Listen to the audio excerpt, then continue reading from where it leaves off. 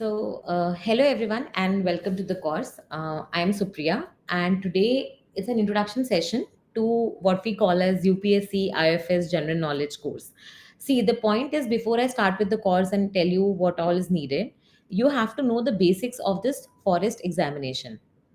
Okay, so when I talk to you about Indian Forest Services examination, you should know that how many papers are there in all. So if you talk about forest services examination, there are all total of 6 papers. Okay, so out of 6 papers, your 2 papers are of optionals. Okay, whichever optional you choose, and then there are 2 papers, one for English and one for your GK paper, right? Now, before we move ahead, you should know the total marks allocation which is there for each of these papers. When you talk about optionals, your optionals papers are basically of 200 marks each. Okay, that means your if you have 2 optionals, each optionals has 2 papers, and each paper is of 200 marks. Okay, so total, if I talk about your optionals, only make around 200 into 4, which is your 800 marks. Okay, but then you come to the other 2 remaining papers, which is your GK paper and your English paper. Okay, so when you talk about your GK paper, you will find that GK paper is of 300 marks, and similarly your English paper is also of 300 marks. Okay, so the whole point is that why do you need to focus on this GK paper? Okay, before we move ahead, you should know the importance of GK paper, how it can make or break your score. Okay, so when you talk about GK, you will find that GK paper, okay, uh, if you look at the past 5 to 6 years trends, there are hardly very few people who have scored above 150 or 160. Okay, I mean, do not see the last year's score because they were a little bit inflated, but go before that. Okay, so 150, 160 is quite the norm in this particular examination. So somewhere if you are able to score, okay, 140 plus, then I think my job is done. Okay, so why you should take this course and what are we aiming in this course should be pretty much clear. Okay, what are we doing is we are going to make your preparation easy. How? Because we are going to score 140 plus in this examination. Okay, and how are we going to do this? We are basically trying to do this by teaching you a crash course. Okay, so please remember, it is a crash course. It is not a course wherein you will be studying everything from the start, because I'm assuming lot of people are actually coming who are preparing for CSC examination also, right? So if you are preparing for the CSC examination, lot of your basics are covered. Okay, but then there are certain specific things that you cover, that you need to cover in this particular uh, paper, and specifically from the study or perspective of IFOS. Okay, now before I move forward, why you should trust us? Okay, what are we bringing to the table? So first of all, my name is Supriya, as you can see on the screen, and my education qualification is mentioned. But more than that, I have attempted 3 interviews in forest services, and obviously the last interview score was around 193. Okay, but more than that, I think it's the marks that I have gotten in the GK paper which makes me qualified to take this course for you guys. Okay, the teacher has to be qualified enough to take this course for you also, so that you also feel that somebody who has experience in this particular paper, who has attempted this paper, scored well, and knows the tricks and tips, okay, how to crack this or how to nail this particular thing, is teaching you. So my score has been around 140, 145, 139. Okay, and I gave papers when the marks were not inflated, so you can see on the screen my last attempt was 2021. But I mean, do not see the last year's score, because last year even the interview marks were little inflated. Inflated means that in general, if you compare it with the previous year's comparative study, if you do, you will find that the marks last year were little bit high, on the higher side. Okay, this is the impact of scaling, but I mean, nobody knows how the scaling works actually. What is the parameter that they use? So we cannot go into that. What we can aim is 140 plus, so that irrespective of the year you give, at least you are in the top runners. Okay, now before we start the course, okay, what are we going to give you in the course? Actually, for that, what you do is you come on the directly the last page. Okay, because this is where I want to tell you what all subjects are covered in this course and what makes this GK specifically pretty tough for aspirants who are even preparing for CSC also, to not score well in this GK paper. See, what is happening is, I'll actually show it to you. Okay, when you talk about the forest services, okay. Okay, so when you talk about the forest services, okay, so you will find this GK paper. It has lot of subjects under it. See, in UPSC, you have an option where you have GS1, GS2, GS3, GS4, right? GS4, leave out of the entire scenario because it is completely ethics. But if you talk about other three subjects, then you prepare for PubAd, Pol Science, polity, economy, governance, environment, science and tech, sociology, all of these subjects, right? But in forest paper, you will find there is only one paper which is combining all your GS, okay? And from that also very specific portions. Not everything that you studied in your CSC will have to be revised again in your GK paper. So first of all, how many subjects are we talking about when I talk about paper number? This is paper two of forest services, which is your GK paper, okay? So you will find, I'm going to just tell you the subjects from the document that we have shared. See, you can see on the screen, you have ancient history, you have medieval history. Basically, you have entire history, okay? And in history, you have ancient, medieval, modern, and then you also have a little bit portion of art and culture. Now, as far as art and culture is concerned, it is not the same as prepare for your this thing CSC examination, because in that you do extensive studies. But here you will find, if you see the last 5 to 10 years ka trend, you will find that not many questions have been asked from the art and culture portion, okay? And whatever questions have also been asked, they are mostly, you will find, mm, related to the literature portion, okay? Either from the Harappan civilization, okay, where you don't have any literature, or if they go to Vedic age, it is mostly about the literature, okay? Very rarely have they asked questions on art and architecture. Maximum, if they're asking about art and architecture related questions, it is only from the southern Indian dynasties like Chola Empire. And because last year, this is purely my guess, because last year even UPSC CSC, okay, also moved to Chalukyan Empire, asking questions on Chalukyas, Pallavas, etc. So I am actually considering that this year they might also ask the question on Chalukyas, Pallavas, and the southern Indian kingdoms, which have not been explored by forest services as of now. We'll look at the past 5 year questions and you will realize that this portion has been significantly untouched by the forest services. Okay. But broadly, if you talk about, then you will find we have basically history, and within history, you have obviously, as you say, ancient history, then you have medieval history, then you have little bit of modern history and little bit of art and culture. Here you do not have world history, so you do not need to read about it. Here you do not have post independence history also, so you do not need to read specifically about it, okay?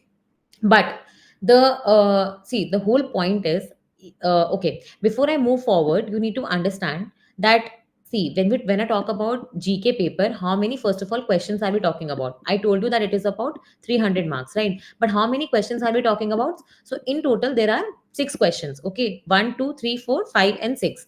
In each of these questions you have four subparts, okay? That means you will have four questions in each of these questions. And the beauty of this paper is that each of these questions is basically divided into subjects. So like every year it's the same trend. Like your question number 1 will be from history, okay? Similarly, you will see question number 2 will be your economy, question number 3 will be your polity. Like that, they have divided the entire question paper, okay? So when you talk about each of these questions, for example, if you're taking question number 1, so in question number 1 you have how many parts? Four parts, okay? In these four parts also, it is pretty much the same division. You have first two questions which will be a 15 marker and 200 marks, okay? In UPSC, what is there? In UPSC, basically, you have another kind of division. You have 10 markers and you have 15 markers, right? In 10 markers, you have to write how many words? 150 words. And in 15 markers, you have to write 250 words. Here, the word limit is different. First of all, you need to know that, because the number of pages given are the same. Number of pages given for a 10 marker question over here is also 2 pages. And for a 15 marker question, again they give you 3 pages, okay? So the pages distribution is not changing. What is changing is the word limit, which is most important for you, because that is how you'll be able to complete this paper. Many of the aspirants, what the problem they face in this GK paper is that, see, if you multiply 6 into 4, which is 24 questions, so that means you are answering more questions as compared to your civil services examination in the forest paper. Okay, in CSC you are answering only 20 questions. Here you are answering 24 questions, out of which 12 will be 15 marker, 12 will be 10 marker. Why? Because each of the question, for example, if I talk about question number 1, then out of that Two questions would be 15 marker, two question would be 10 marker. 15 marker questions have to be answered in 200 words, and this 10 marker questions have to be answered in 125 words. Okay, so again, if you divide it, you will find that 12 questions are 15 markers, 12 questions are 10 marker. So if you start just filling the pages, you will never be able to complete this paper.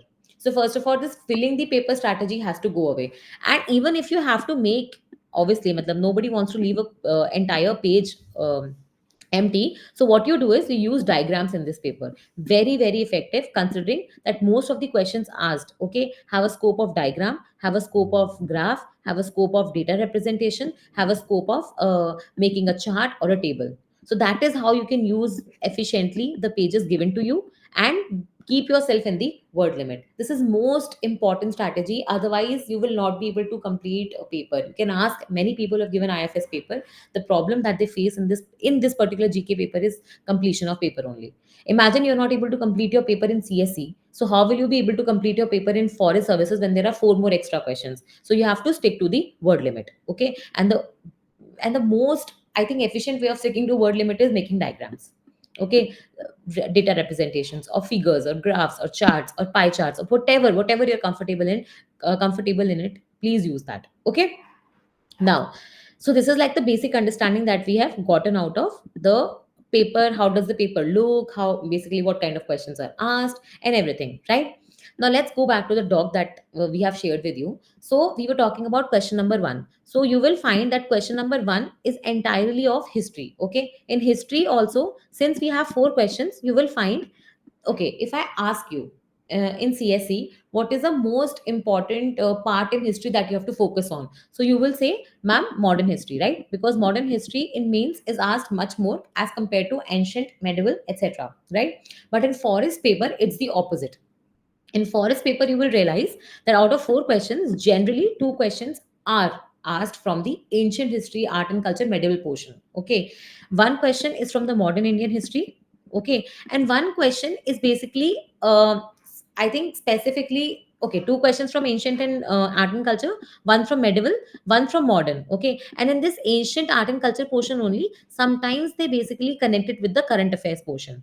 Okay, for example, some dynasty was in news, a particular rebellion or a leader was in news, so they might connect that particular thing to the ancient history and art and culture portion. Okay, so if I ask you what is the most important subject in history, within history, in this particular paper, then it is your ancient history. Why? Because if I talk about, see, the paper is of 300 marks, right? And each question is itself of 50 marks. Okay, so out of 50 marks, if I ask you, then generally the ancient history questions are asked for 15 markers. So almost 30 marks out of 50 marks is just for ancient history and art and culture.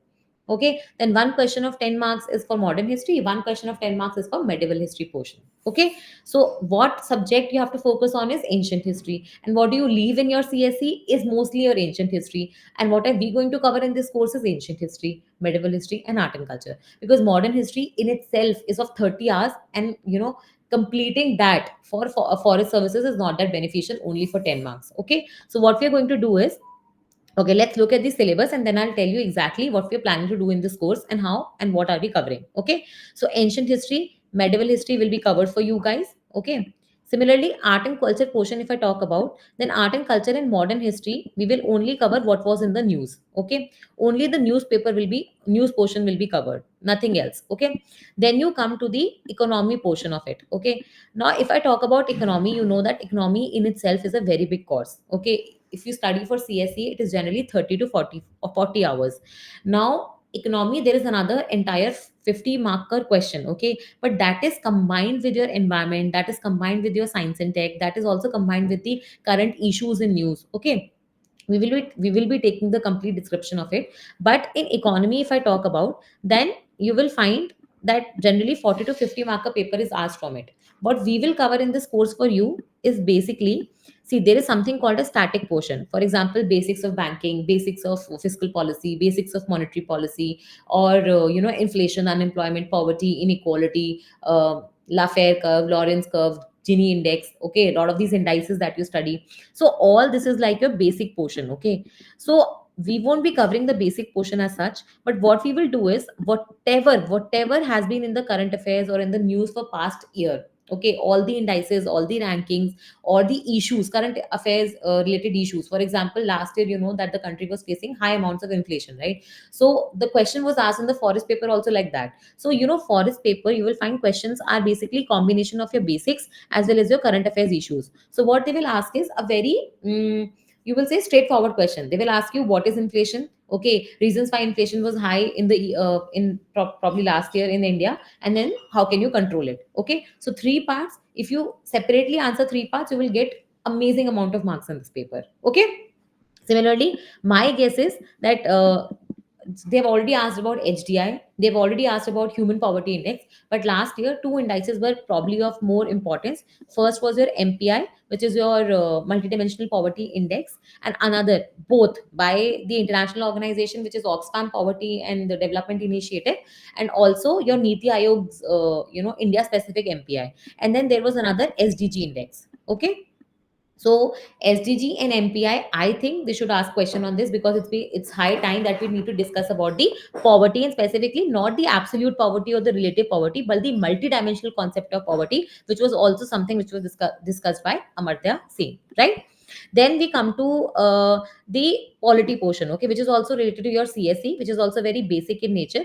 And the questions that are asked in policy polity portion, right? They, I think you can attempt it if you have a fair understanding and if you have read and studied polity in your CSE. Okay, so the point is, they will ask you questions on basic federalism, like constitutionalism or fundamental rights or DPSP's preamble, basic structure, etc., or the role of governor, or the role of, or the importance of ordinances, parliamentary privileges, something that you study in your CSE also. Okay, but in this course, what we will do is we will not study the basics of polity, because obviously it will be 40 to 50 hours again just for polity, and I don't think it is more significant over here. Okay, what instead we will do is we will see what is the news in the last past year. Okay, for example, I will tell you, last year Supreme Court gave a very important judgment regarding the governor of Tamil Nadu. Okay, so governor of Tamil Nadu had reserved some bills for the president.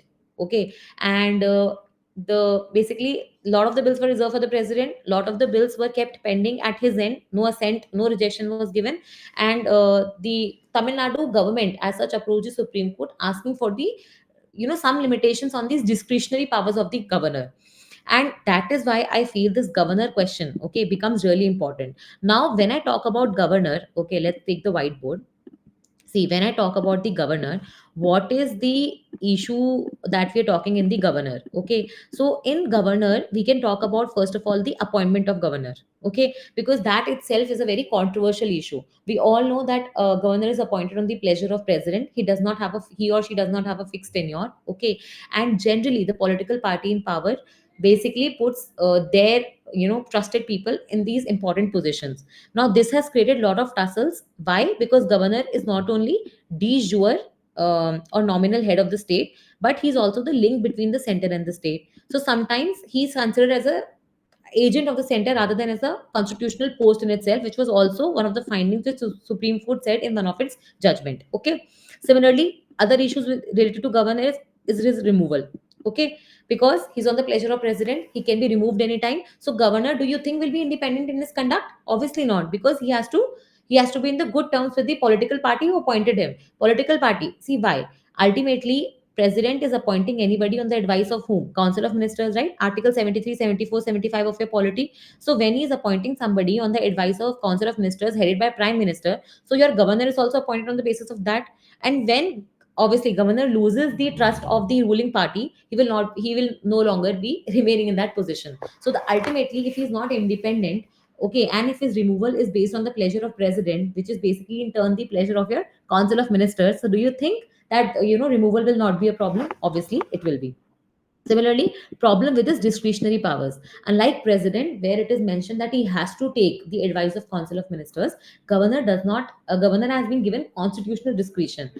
On the basis of this only, you will find Sarkaria Commission, Poonchi Commission, second ARC. There have been a lot of reports, okay, asking to restrict this discretionary power. Okay, discretionary power. Similarly, you will find issues related to president rule, issues related to AFSPA, which is basically your Armed Forces, Special Powers Act, because governor only declares an area as a disturbed area, and on the basis of that report that he places, okay, your armed forces are sent into a state. Manipur, Mizoram they have all been fighting against this AFSPA issue.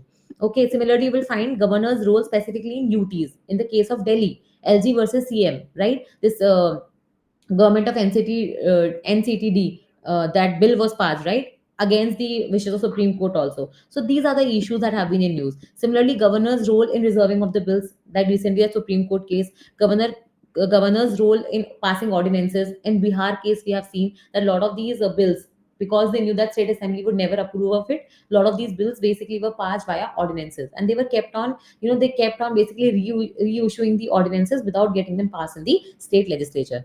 So what I wanted to tell you by discussing all of this is, I'm sure a lot of you might have done all this in your CSE preparation also, but for me to discuss it is that what we will do in polity is we will take last 1 to 1.5 years of current affairs or the issues that have been in news, and we will not only cover the issue. For example, the issue is just the reservation of bill by the governor for the president, but we will also look at the basics of it, okay, the issues associated with it, and any other broader topic that we can discuss. So now here we're talking about governor's role also. So we will not limit our discussion only to the reservation of bills. We will also take on the problems associated with the, or the challenges associated with the post of the governor. Here you can also talk about the challenge of clemency powers, the pardoning powers, right? So governor has pardoning powers. Okay, now these oh,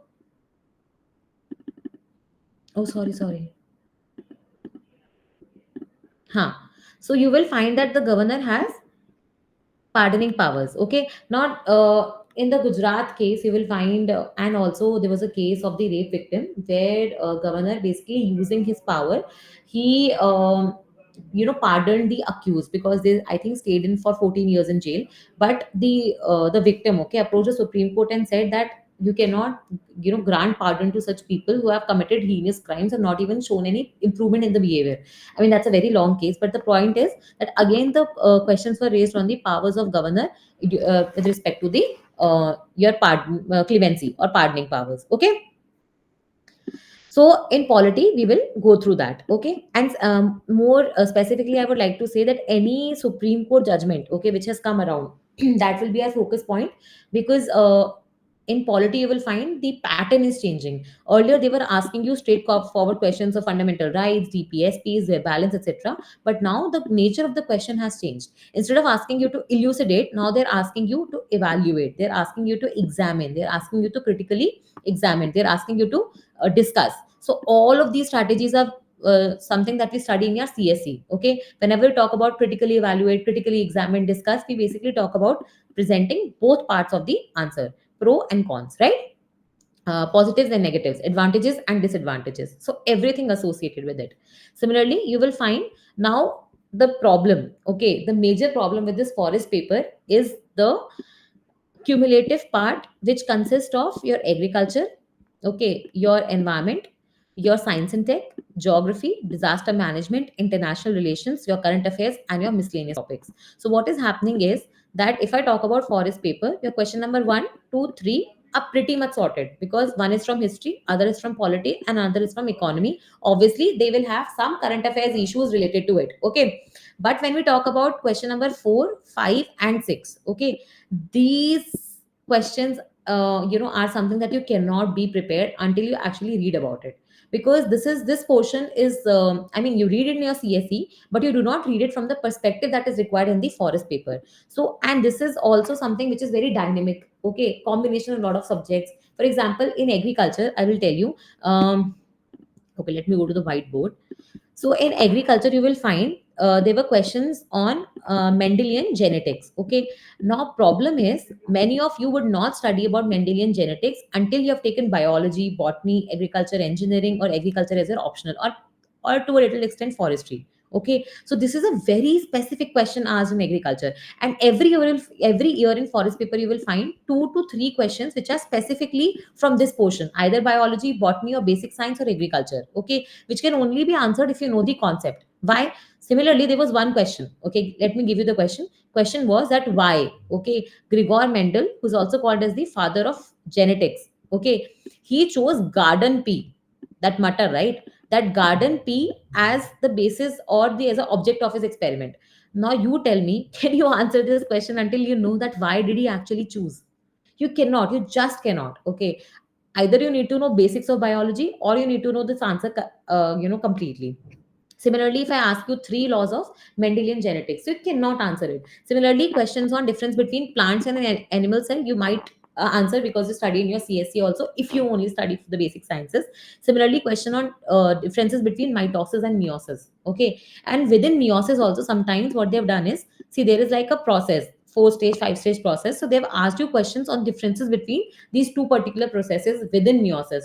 So the point is, how would you know that you have to study this? First of all, and secondly, what all you will study, and thirdly, thirdly, basically, what is the limit of study, right? So this is what we're doing for you in the course. I will be taking up the last year's, 10 years, 15 years questions, seeing what is a trend, and I will basically teach you the important portion from forestry and agriculture which you need to know for giving a GK paper. Okay, so this is where we will be helping you out. Similarly, if you talk about your environment, see in okay, in environment again you have some static portion. We will not be covering that, but what we'll cover is certain conferences, COPs, meetings, some reports that have been published. Because whenever there is a new report, new finding, new index, new a disaster, for example, a cyclone or earthquake, you will find a question in forest paper.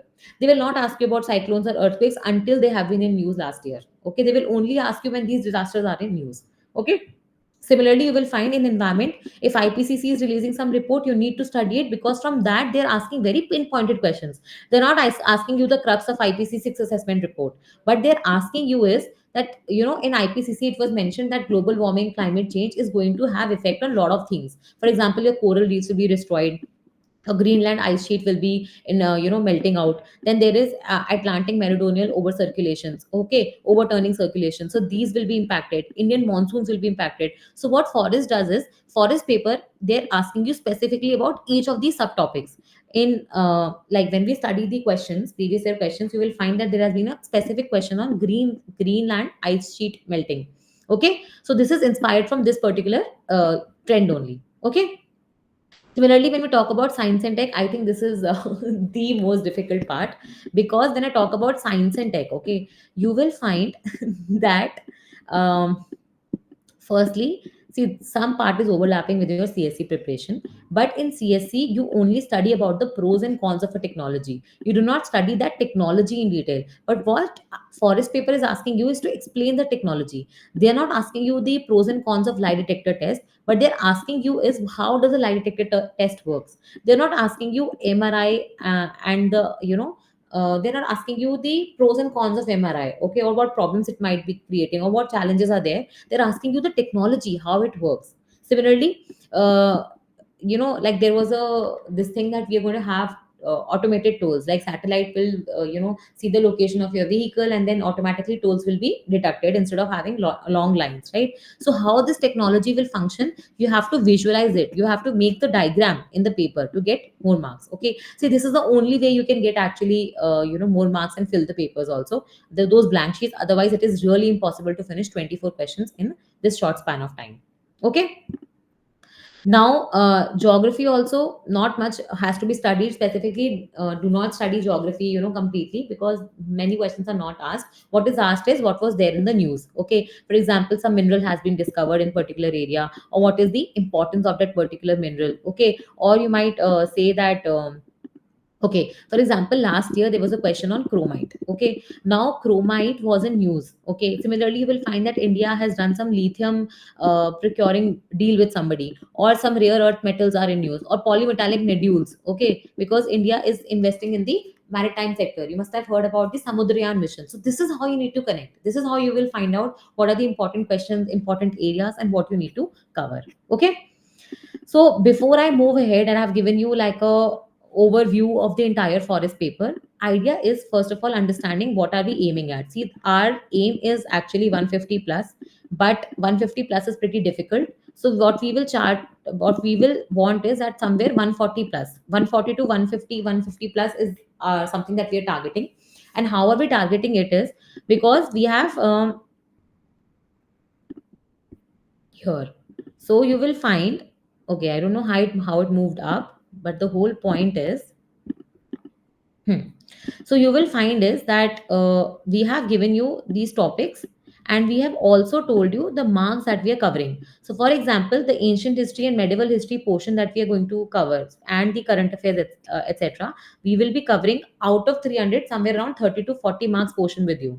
Similarly, when you talk about, economy, we are covering around 40 to 50 marks. So in total, if you add all this up, you will find that we are covering somewhere around 230 to 250 marks of paper, okay, out of 300. Now you will be like, ma'am, why only this much?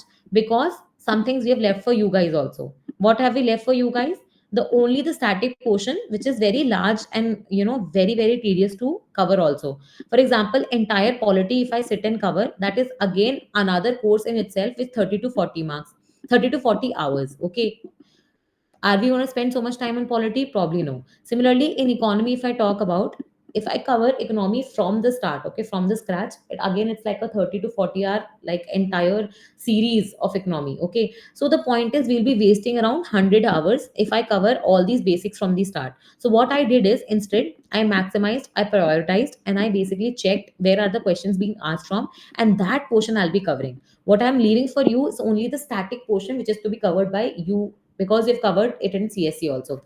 Why am I saying this with confidence is because maximum people who are appearing in the forest services, you will find 80% of the people are those who are appearing for the CSC examination also. Okay. So even if you don't do anything, economy, polity, modern history is something that you cover definitely for prelims and definitely for your CSC mains also. Okay. What are we targeting in this particular course is that we want to finish this off in max to max. We are planning 40 videos, okay. And we will obviously expand if the need comes, and we will also try to give you the last 10 years previous year questions, okay, so that you can have a basic idea of how it works. Now let's come to what UPSC has mentioned as its syllabus, okay. I have told you what I have deciphered from the last year's papers and how is the paper pattern, etc. But you will find that okay, this we've already studied.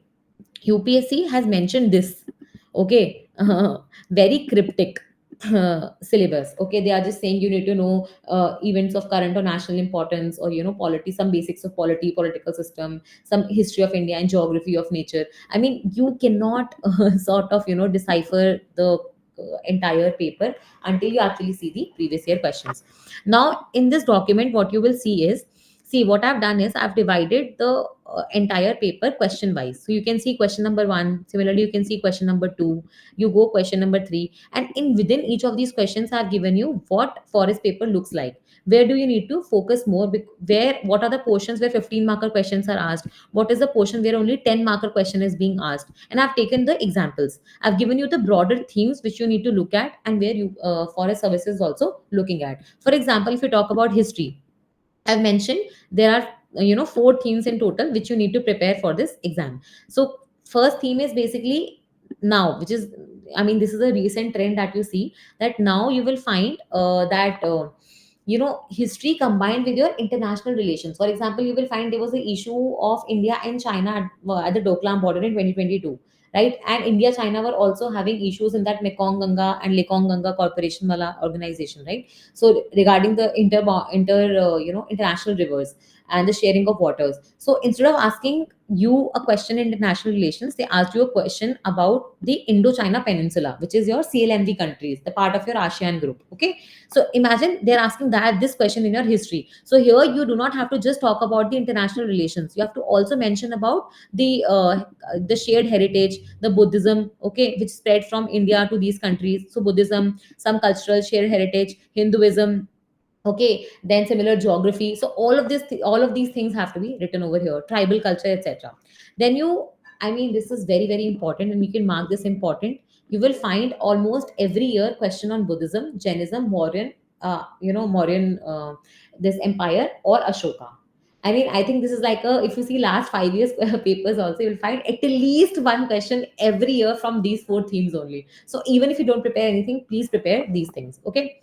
Then third is your Mughal Empire. See, when I talk about modern history also, either they're asking you from the revolts, like 1857 revolt, okay, which was very important because it was considered as first war of independence. But recently you will find that there have been many other revolts also which were in news. For example, Munda rebellion, Santhal rebellion, or this Odisha's revolt of 1817, right? So you 757 1757 revolts also. So only few of these revolts which were in news because of some reasons, only those have to be covered. But otherwise you will find in modern history they're not asking you about Portuguese, French, Danes, Dutch, or any of these empires. They're asking you majorly from the Mughal Empire, Aurangzeb, Akbar's era. Okay, why did the Mughal Empire decline? Or how did Akbar's policies change the Mughal administration? So very basics, but very specifically also from few rulers. Okay. And then, if you come to question number two, which is your economy portion, so I told you that this is pretty dynamic in nature. Why? Because in economy, you are not only asking just economy, you are asking economy related with current affairs, you're asking economy integrated with environment. For example, if there is Glasgow summit, they might ask you a question over here. Okay. If there is any international economy related issue, for example, there was issue currently currently what I feel like four topics in economy which are pretty important is, first is your internationalization of rupee. Okay, how basically we are planning to internationalize our Indian currency. Then CBDC or digital currency they've already asked last year, so that is out of question. Similarly, there is ONDC, which is Open Network Digital Commerce, right? This is something that India is pioneering, and it will be very beneficial from the perspective of small traders, MSMEs. So ONDC is something that you need to study. Similarly, some evergreen themes, MSMEs, manufacturing, jobs, employment, okay, jobless growth. So all of these issues again are really important. Okay. And last but not the least is these reports. So you will find that earlier India used to have unemployment employment survey, right? But today we have PLFS. Now PLFS is released almost every year, and every year there is economic survey, every year there is budget. So you will find there are certain themes, certain problems that these three documents are planning, telling you to solve. Okay. If you talk about this year's PLFS survey, it talks about unemployment, it talks about casualization of workforce, it talks about self-employed people, it also talks about how unemployment in rural versus urban areas the scenario is changing. Okay. It talks about migration. So these issues become relevant for the next year's paper. Okay. So here you will find in economy, you have like 15 marker questions, and these will be combination of your basics also and some current affairs and news. Okay, so it will have a lot of parts. For example, the question is about low female employment ratio. Okay, and how is it inspired from PLFS survey? Okay, then what steps could be taken to increase the participation? So here clearly, whenever you're answering the question, you have to basically mention all the parts. Similarly, you will find that okay, agriculture, manufacturing, MSMEs I already told you. Okay, some report that has been in news, it must be mentioned somewhere here. Yeah, indices and rankings, for example, human poverty, I am guessing MPI, SDG, these are important reports which might be asked this year. Okay. Similarly, some schemes in news, very very important. Every year there is a question on one scheme, and this is the latest trend specifically after 2021. Okay. So PM Gati Shakti, PLI scheme, or your Surya Har Ghar Bijli scheme. So this year, which schemes are important? Either they might have been launched in your budget. Okay, for example, that Farmer Dhan Dhanya scheme is there, right? This was launched in this year's budget. So that becomes important because here you're not actually spending a lot of money, but you are basically sort of converging the schemes and wanting to make agriculture better. Okay, so any of the schemes which are in news, okay, some flagship schemes of the government, these you have to prepare because one question is definitely asked. And in UPSC, you ask these scheme for 10 markers. Here you're asking these schemes for 15 markers. So you cannot fill 3 pages until you actually know the scheme. Okay. Similarly, COP and environmental summits I already told you about. And these are some basic questions I told you which are also connecting with your current affairs related portion. Okay. And okay, so now let's come to the polity part of it. Now in polity, I told you some basics, fundamental rights, DPSPs. I mean, ever time favorite of CSC also. So that's something that is something that I think you might be able to do it on your own. What you might not be able to do is this current affairs related portion because it is dynamic. So here See, last year, if you find issues of defection, you will find a question on defection this year. Last year, if there was a question of cash or query scam, which is basically parliamentary privileges, so there might be a question on parliamentary privileges. Similarly, you will find working of ED and CBI came in questioning. So the questions were asked on CBI and ED's functioning. Okay, so you have to be looking out for these. And what we do in this course is you don't have to do anything. Basically, we'll be doing this work for you. Okay, and that I told you the pattern has been changing. Instead of asking direct questions, now they're asking analysis based question. Now let's talk about question number 4, 5 and 6. Okay, uh, okay, see, these questions is something which is very hard to tackle because these are very dynamic, current affairs related, and the portion is quite vast. Okay, see, I told you they asked you in tropical cyclones. Why? Because in 2022 there were major cyclones that basically hit Indian peninsula.